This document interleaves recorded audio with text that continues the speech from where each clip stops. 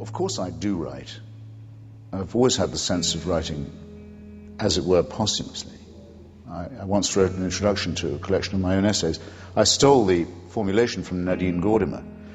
Said you should try and write as if for post-mortem publication, because only then can you screen out all those influences.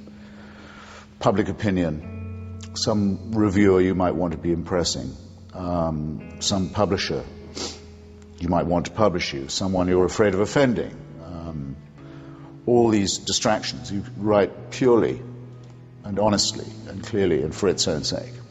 And the best way of doing that is to imagine that you won't live to see it actually written. Then you can be sure that you're being objective and you're being scrupulous. I think that's a wonderful reflection, but it doesn't. It isn't the same term as immortality at all. Well, I put in 60 years to let the coal face. I worked very hard.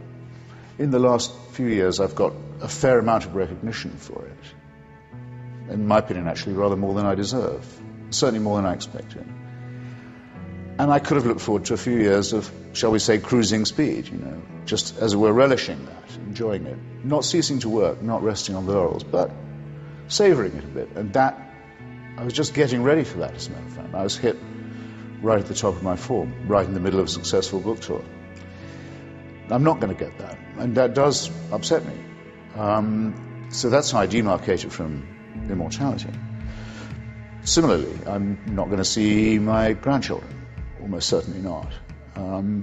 One has children in the expectation of dying before them. In fact, you want to make damn sure you die before them, just as you'll plant a tree or build a house, hoping that it will outlive you. That's how the human species has done as well as it has. The great Cuban writer Jose Marti said that a man, he happened to say it was a man, 3 duties: to write a book, to plant a tree, and to have a son. I remember the year my first son was born was the year I published my first real full-length book. And I had a book party for it and for him, Alexander, my son, and I planted a tree, a weeping willow. I felt pretty good for the age of, I think 32 or something. But the thought of mortality, in other words, of being outlived, is fine when it's your children, your books, or your trees, but it doesn't reconcile you to an early death. No.